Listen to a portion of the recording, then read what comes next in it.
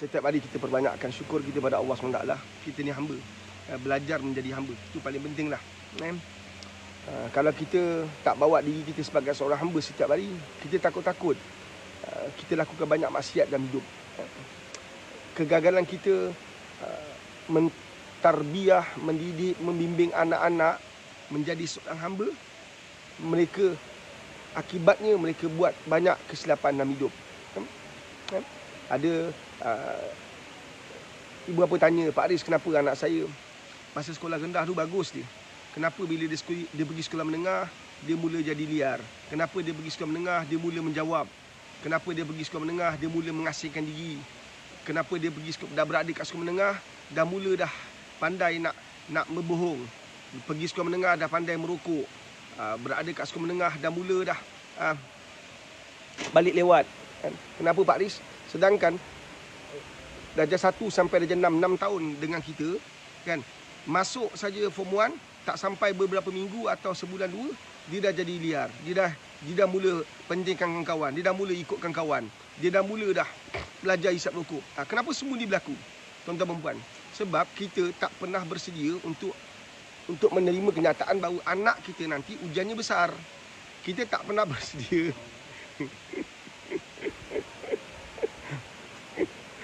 Saya ada seorang personal coaching saya ni, kan, baru masuk 2 hari lepas. 2 hari lepas 2 lepas saya ada coaching dadah, kan. Tapi kita tak tunjuklah muka dia, kata dia takut saya tunjuk muka dia. Saya tak akanlah kita nak aibkan orang, kan. Tak, saya kata bila anda dah berubah jadi bagus, anda dah bersedia untuk tolong orang lain, maka kita akan share hidup anda. Sekarang tak, kan. Duduk sebelah saya sekarang ni. Dia termenung ayat. Kan? Sebab kita tak bersedia menerima kenyataan bahawa anak kita ni pastinya akan diuji dengan kawan-kawan. Ujian di sekolah rendah mungkin tak sehebat ujian sekolah menengah. Walaupun hakikatnya, walaupun realitinya ada anak-anak kita yang tewas seawal sekolah rendah. Dia dah kena rokok seawal sekolah rendah. Bila Pak Aris handle pelajar-pelajar yang hisap dadah ni, ada kebanyakan bukan sedikit, kebanyakan mereka kena rokok sekolah rendah.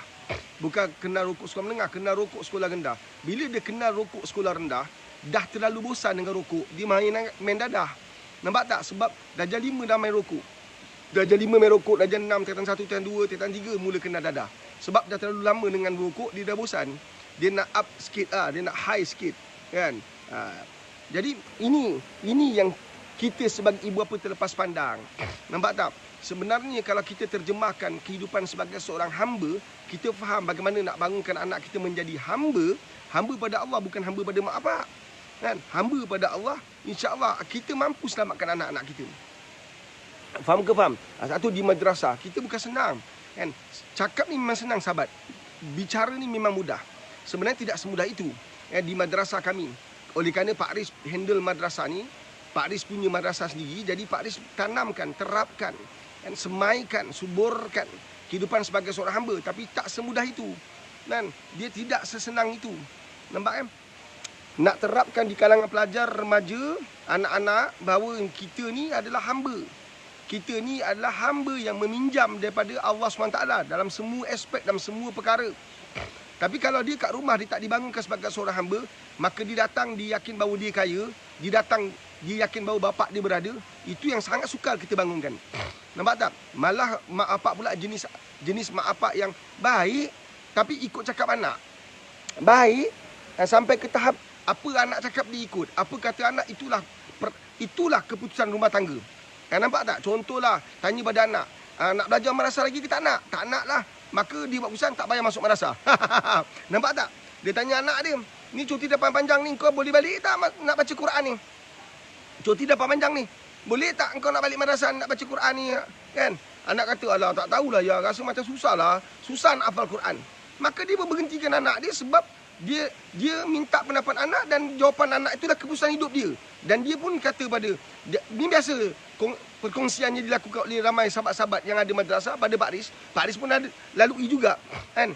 Kata mak apa, kita bukan tak nak Pak Aris, kalau kita sekarang hantar anak kita macam paksa baca Quran lagi bagus daripada kau paksa duduk TV.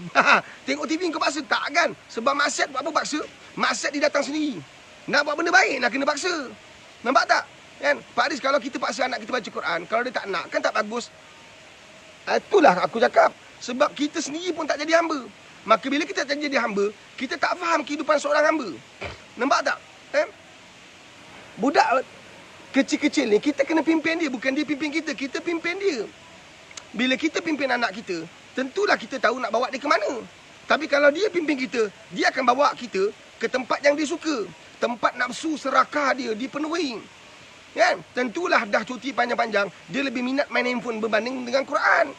Tentulah dia lebih seronok menatap wajah handphone berbanding menatap wajah Al-Quran. Allahumma salli ala sayyidina Muhammad wa ala ali Muhammad. Sebab itu sangat penting untuk kita sebagai ibu, kita sebagai ayah, kita sebagai ketua keluarga faham tugas kita sebagai seorang hamba.